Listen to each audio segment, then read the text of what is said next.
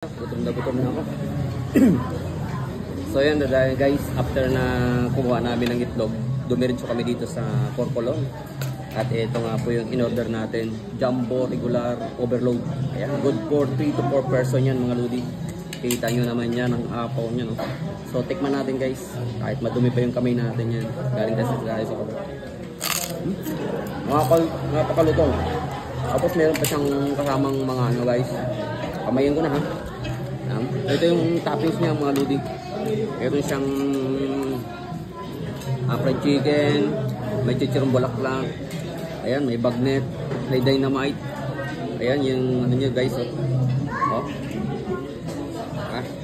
Subukan natin guys. Tingnan natin. Gutom na ako. May toppings pa siya oh. Oh. Sarap. Tutok man.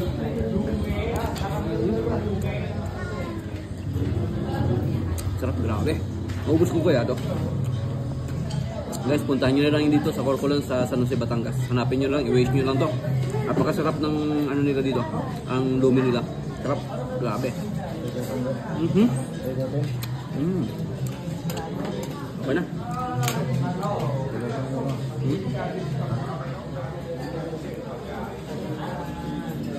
Baka pa ng isang topic man.